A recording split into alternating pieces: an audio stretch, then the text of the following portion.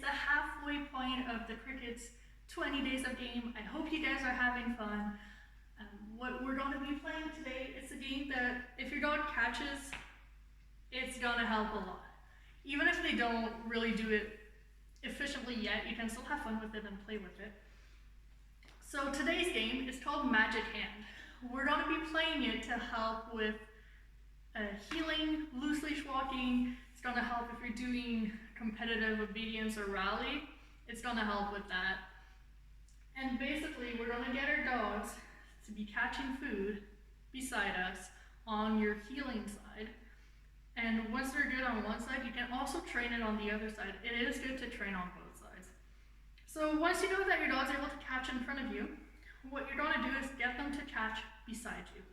If possible, try to get them standing more than sitting, because eventually we're going to add some movement in it. But do try to get them standing. And whenever you're dropping the food, do a close-up. Whenever I'm holding my hand, I'm not holding it like this. I am holding it palms up, and I have the food, like you can kind of see, in between my fingers, so that I just open my fingers and the food drops. So when I do that, whenever the food drops, then she's able to catch it. Okay. I do it that way for the simple reason that if I'm ever out of food, or if I'm doing like rally obedience and I can't have food in my hand, they don't know if there's food or not. The palm is up. The food is in the palm. Okay. So what I'm going to do, release her from her bed, get her right beside me. She is sitting, it's not the best, but we're going to try to get her standing. So she is beside me. I'm not adjusting to the dog. She's adjusting to me. And I am just dropping food from my hand in the right location. There's not a lot of movement right now. The goal is not to move a lot. The goal right now is just for her to be in the right spot and to really target that hand. Once I see that she's able to target it really well without moving, and that she's staying in that position for more than 2 seconds, I'll start to add really small weight shifts. So she's not moving a whole lot. The only thing I'm doing is doing really small movements with my hand. Are you going to adjust to them to actually be able to catch? And if they don't, that's okay. Drop the food. They'll learn to adjust. Once you know that they're really good with weight shifts in really all directions, not only forwards and backwards, but also from side to side, and they're following it around, then you can start to actually have fun with it. Help it up. And to really play with it and really walk around. So I will show you the next couple of steps.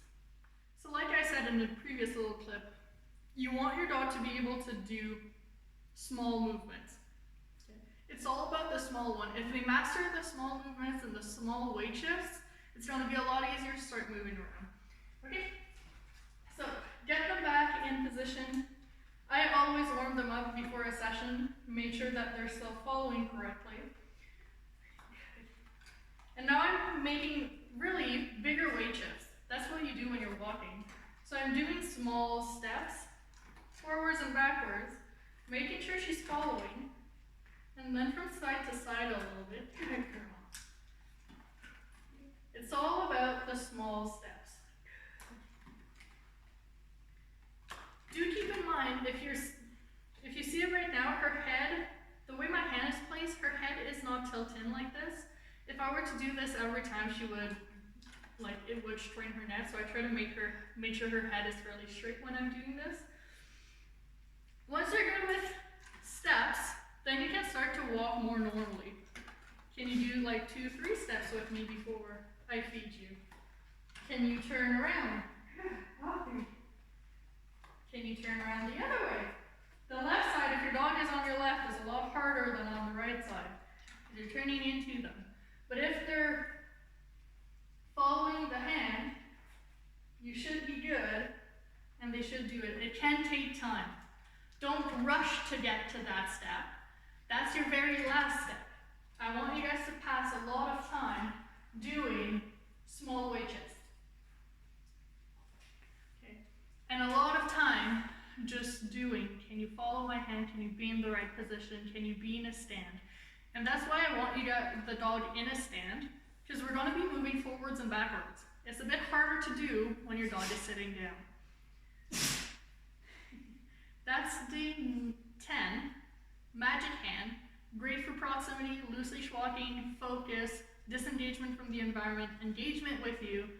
It's also any proximity work, great for your recall, great for your retrieves. It's great for so many things. Play the games. I want to see your videos in the comments below of you playing with your dog, and I will see you tomorrow.